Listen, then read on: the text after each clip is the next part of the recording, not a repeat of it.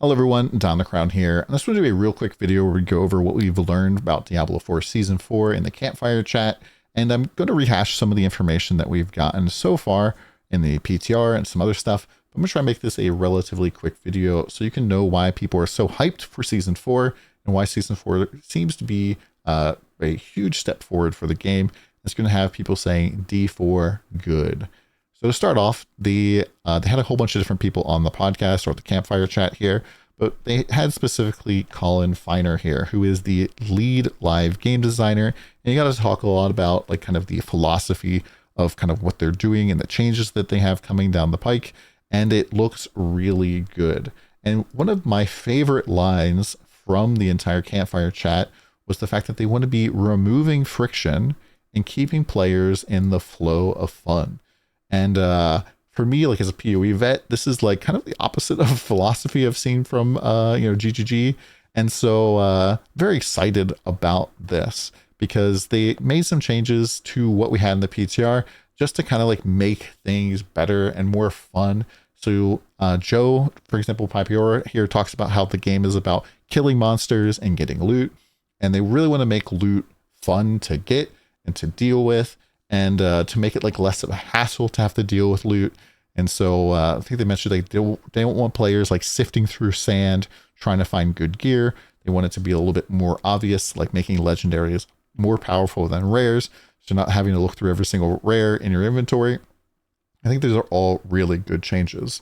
And starting off right away, I know a lot of people have complained about Diablo 4 with the inventory issue. Like, we don't have enough inventory space, my inventory is all full of junk. And they're really giving you a lot of space back this particular season, because now the Codex of Power will just store your best aspects when you get them and destroy them at the blacksmith. And so no longer do you need to worry about hoarding a whole bunch of aspects in your personal inventory or in your storage. You won't even be able to hold them anymore because the Codex of Power will just hold them automatically.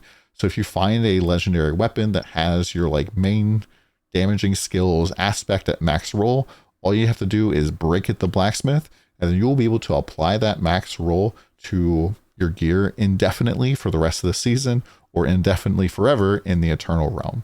I think this is a massive, huge change. For me personally, that like gives me back almost like 2 full tabs. I probably won't have to make any dump characters at all in Season 4, which is just a really tremendous change. And they also increased the range on some of these. Codex of Power, everything can basically be in the Codex of Power. So it's not just the dungeons that hold particular powers. It's literally every single power. And so if you were like a barbarian or a sork, and there are like very important ring aspects that like make or break your build, no longer you're going to be stuck with this one ring for forever, like Frodo or something. You're going to be able to like destroy the ring without going to Mount Doom, and then you'll be able to like take that aspect and put it onto your new ring that you found without any hassle. And I think this is going to make the game so much better. Now, next up, they increased it getting to the end game, and getting to level 100 is going to be a lot easier in Season 4 for a couple of different reasons. And this is really important because before in Diablo 4, the only real thing for you to do was to get to level 100 and like maybe go beat Uber Lilith. And that was pretty much it. When they added the boss ladder, they added a little bit more like grinding for Uber uniques. Now they have the gauntlet, which gives you kind of like a leaderboard style thing to compete in. But for the most part, like especially early on, there wasn't really much reason to play past getting to level 100. But now the new itemization changes, we'll talk about in a little bit, are giving you more stuff to do kind of once you've reached 100. So you make it a lot easier and faster for you to get there. And they're doing this with kind of 2 different ways. One, they're adding 50% more XP to World Tier 2, 3, and 4. And this does mean now that World Tier 2 is no longer a bait. You're going to probably want to level up in World Tier 2 as opposed to World Tier 1. And getting through World Tier 3 is going to be super fast. And World Tier 4 getting to 100 is going to be a lot better as well. They're also making it so that you can equip Sacred and Ancestral gear a whole lot earlier than you normally would. So Sacred gear, you can be equipping it at 35, which means if you go and do that first capstone at 33, you'll be able to like switch into Sacred gear right away. And for me, this is really huge because I didn't really like having to wait till like 43, 45 or so to bump up to world tier 3. And now you're gonna be able to do that so much sooner than you would before. This is just gonna make the entire leveling process a little bit faster, especially if you know what you're doing. And this is a really great change. They've also gone through and made a whole bunch of stuff more transparent for the players. So previously, armor has a cap against the monsters that you were fighting against, what their level was. But on the character sheet, it would tell you based off monsters that are your level. And so you really couldn't know how much armor you actually needed because it would vary depending on the monsters you're fighting. If you're going and doing like just Helltide, you might need a little bit more than what's showing in your character sheet. But if you're going against like Nightmare Dungeon level 100, it's probably a lot higher than that.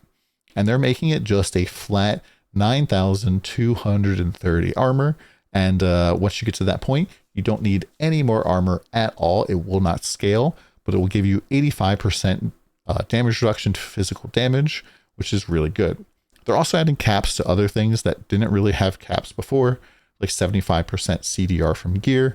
I don't think you could even hit 75% CDR previously, but now there is going to be a cap for that. 100% area size, which is stuff that you're getting from tempering. And they're also making it so that Fortify base DR is just better in general, which is making Fortify better. Now there's going to be a lot less sources of damage reduction in the game, and so Fortify being better is a very good thing.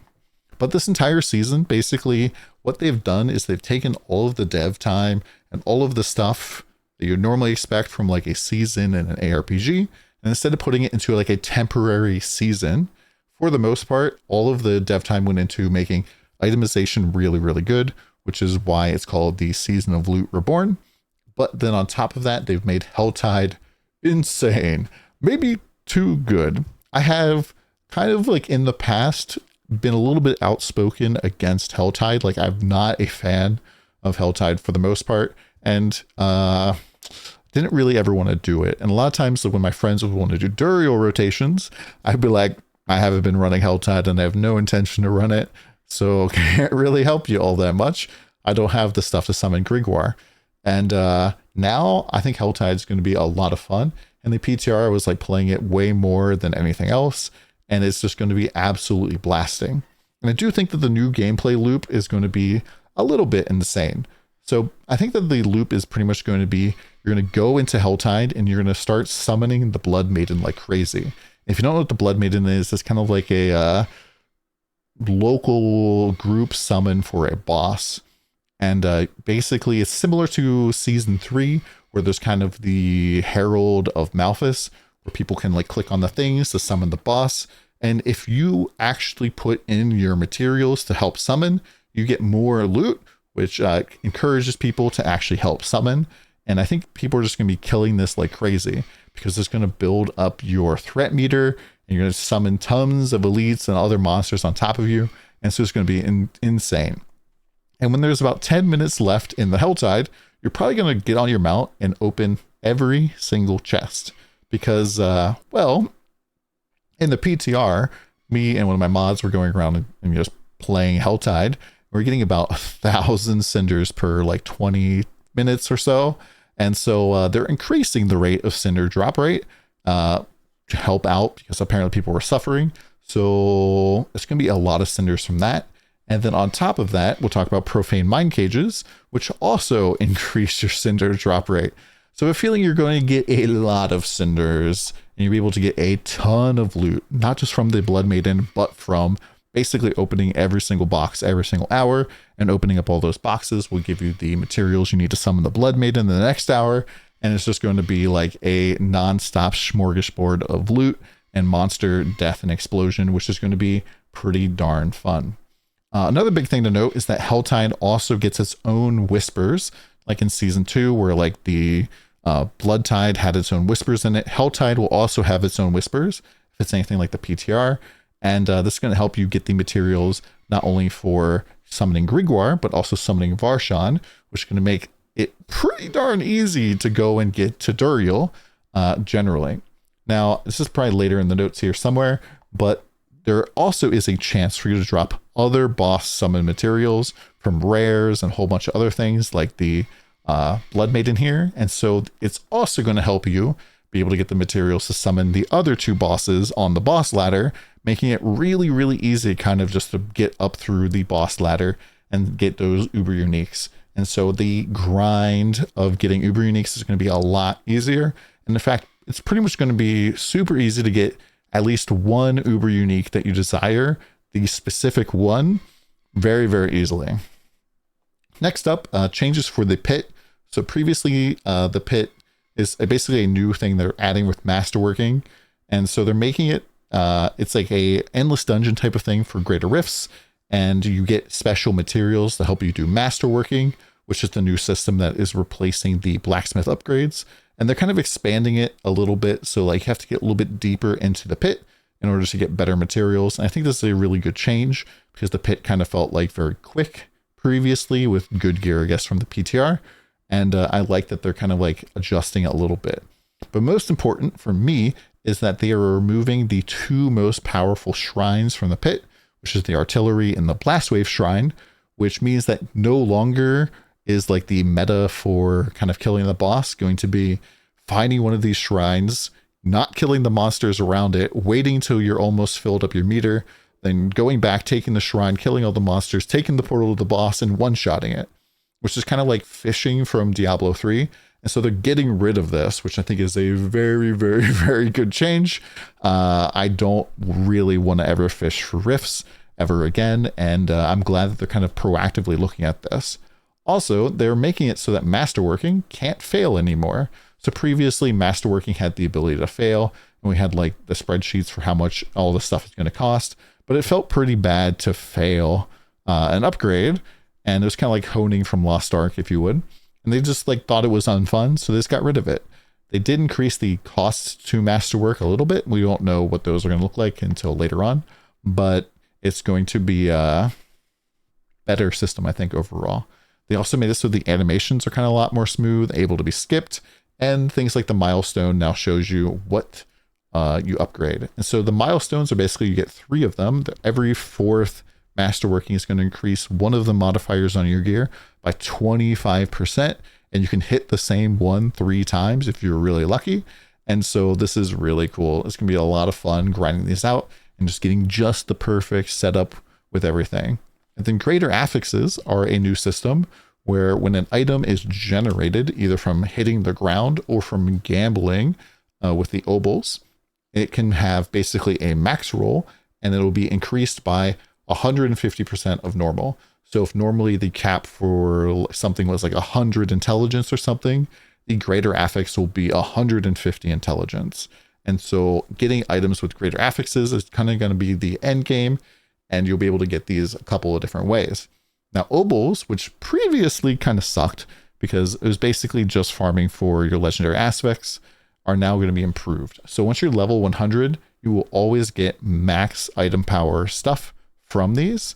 And then on top of that, you're now going to be able to store more obals because you're going to go up to 2,500. These can gamble into greater aspects or greater affixes. And then you're also going to be getting obals from nightmare dungeons and pit, depending on the difficulty you're clearing. And so you're just getting more loot, more rewards in general. Now, for the end game ladder bosses, all of the ladder bosses now have a chance to drop ubers, just like Duriel does. And so you're more likely to get ubers on your journey there. But both Andy and Duri have a higher chance of dropping uber uniques, which is kind of to be expected. Now, they are also adding Tormented boss this season. And Tormented bosses basically are level 200, much more difficult to clear, but they cost 3 times the materials and give you 5 times the reward. So once you're really able to handle these, there's going to be a way better way to kind of get more materials, and you're just really going to be blasting tons of loot off of these guys. And the first time you kill any of the Tormented boss, you're going to get 1 spark, which helps you get an uber unique. And in fact, you can actually trade 4 of these sparks for 1 specific uber unique. And you can get 1 from any Tormented ladder boss, 1 from the seasonal reputation, and then 1 from Uber Lilith, which means that if you drop any other uber unique and it's one that you don't like, you can just scrap it and turn it into whatever you want. And so if you drop, something you don't want, you want Harlequin Crest, getting Harlequin Crest is going to be really quite easy this season, or whatever other uber unique you want. And it's just going to be a lot, kind of like the baseline for getting a good uber unique is going to be a lot easier for you. They're also leveling up stuff in terms of the leveling process quite a bit here, with kind of like Hadrian's Gift from Diablo 3, which is kind of like as you're going through the seasonal journey, which is what the hotkey is for this. As you're going through the seasonal journey, there is like the season journey thing here. And normally it would just give you these caches or like specific legendary powers. But now these legendary powers are going to be all suited for particular builds. And so barbarians are going to get a whole bunch of Dust Devil stuff. Druids are going to get pulverized. Necros are going to get minion build, which means that yes, minions should be probably really OP this season. Sorks are going to get incinerate. And I know you're probably thinking, oh, incinerate, it kind of sucks. I played this in Don versus Stream, and Incinerate's actually really, really strong right now. So it's going to be a lot of fun to play that. And Rogue Barrage as well. So, and I think Barrage has a new unique that kind of makes it pop off as well. And so I think this is going to be really good, especially if you're a newer ARPG player or your friends are newer ARPG players. They're going to kind of give you the materials that you need to reach endgame or to start being able to farm your own build. And you'll be less susceptible to being like, well, I'd really love to have a good build right now, but I'm missing this aspect or two and there's no way to farm it. You're just going to have basically a full set build. And these supposedly will rotate season to season. Now, they did also make some additional changes to gear and to some other stuff. There's a whole bunch of class stuff, and I'll put the patch notes down below if you're interested in crawling through them. But there's a ton of changes. Big things, though, are for boots. So boots, now everybody loves the multiple charge boots for different evades. Now there's going to go from 2 evades to 3. The attacks reduce evades cooldown is getting massively buffed from 0.8 up to 1.5 seconds.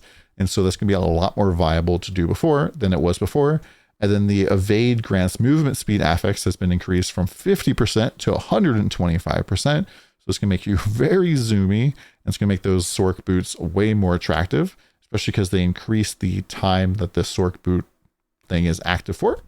Also, they've gone and made amulets and ring resist give you quite a bit more. So it's going to be a lot easier for you to hit your resist caps for these particular things, so you're not as worried about getting resists on your gear. And overall, I think that this season is going to be incredibly good. I'm very hyped for kind of the change in philosophy that we're kind of seeing here, with like removing a lot of the friction and just making the game a lot more fun. I think that this game already had really good kind of like actually playing your characters, but the loot kind of felt like it dragged it down. Very frequently, I'd get a full inventory full of rares. I'd have to go and look through all of them, and it was just really kind of painful and slow. And now that they're like making the mods more simple, they're condensing mods down, so there's a lot less stuff you have to look at. They're making it so that once you're killing monsters that are level 95 or above, you don't even need to worry about item level anymore. Everything's going to be max item level. And yeah, I was pretty hyped about it. I think it's going to be a really fun season. But let me know what you guys think in the comments below. I'm very hyped to be playing Incinerate Sork to start the season off, and come by the stream if you're interested. Hope you guys have a good one. We'll probably have a build guide up on a video and probably on Mobalytics pretty soon. Hope you guys have a good one. We'll see you soon.